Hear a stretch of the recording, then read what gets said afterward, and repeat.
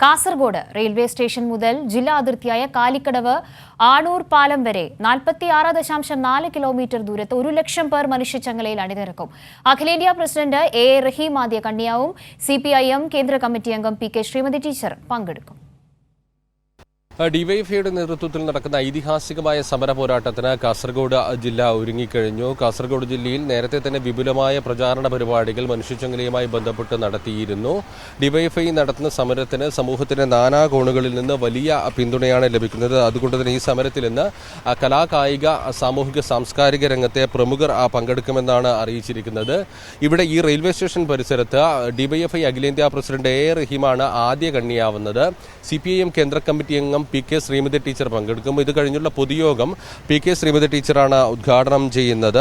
സാഹിത്യകാരന്മാരായ EP Rajagopalan, CM Vinayachandran, PVK Panayal, കഥാകൃത്ത് PV Shajikumar, Prashant, സിനിമാതാരം PP Kunhikrishnan, മുൻ Indian football താരം A സുരേഷ്, ഷോട്ട്പുട്ട് താരം VS അനുപ്രിയ, ഡിസ്കസ് ത്രോ താരം KC സർവാൻ, നാടൻപാട്ട് കലാകാരൻ ഉദയം കുണ്ടംകുഴി, നാടകൃത്തും പ്രഭാഷകനുമായ വാസു ചോറോട്, നാടക സംവിധായകൻ ഗോപി കുറ്റിക്കോൽ, ഇങ്ങനെ സാമൂഹിക സാംസ്കാരിക കലാകായിക രംഗത്തെ പ്രമുഖരാണ് ഇന്ന് മനുഷ്യച്ചങ്ങലയിൽ കാസർഗോഡ് ജില്ലയുടെ വിവിധ ഭാഗങ്ങളിൽ അണിനിരക്കുന്നത്. 12 ബ്ലോക്ക് കമ്മിറ്റികൾ 16 കേന്ദ്രങ്ങളായി തിരിഞ്ഞുകൊണ്ടാണ് മനുഷ്യച്ചങ്ങലയിൽ അണിനിരക്കുക. കാസർഗോഡ് നിന്ന് ആരംഭിക്കുന്നു, കാലിക്കടവ് അതിർത്തിയിൽ അവസാനിക്കുന്നു എന്ന രീതിയിലാണ് ക്രമീകരിച്ചിരിക്കുന്നത്. 46 കിലോമീറ്റർ ദൂരത്തിലാണ് മനുഷ്യച്ചങ്ങല തീർക്കുന്നത്. ഏതാണ്ട് 1 ലക്ഷത്തിലധികം പേർ ഈ മനുഷ്യച്ചങ്ങലയിൽ അണിനിരക്കുമെന്നാണ് ഡിവൈഎഫ്ഐ നേതാക്കൾ കഴിഞ്ഞ ദിവസം വാർത്താ സമ്മേളനത്തിൽ അറിയിച്ചിരിക്കുന്നത്. വലിയൊരു പിന്തുണയാണ് ഡിവൈഎഫ്ഐയുടെ ഈ ഐതിഹാസിക പോരാട്ടത്തിന് ലഭിച്ചുകൊണ്ടിരിക്കുന്നത്. വലിയ പ്രചാരണ പരിപാടികൾ കഴിഞ്ഞ ദിവസങ്ങളിലെല്ലാം തന്നെ നടന്നു.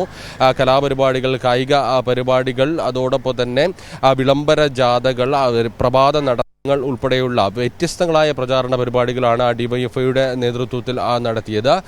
വലിയ പിന്തുണ ജില്ലയുടെ എല്ലാ ഭാഗത്തു നിന്നും കലാകായിക സാമൂഹിക സാംസ്കാരിക രംഗത്ത് നിന്നുമെല്ലാം തന്നെ ഡിവൈഎഫ്ഐക്ക് ലഭിക്കുന്നുണ്ട്.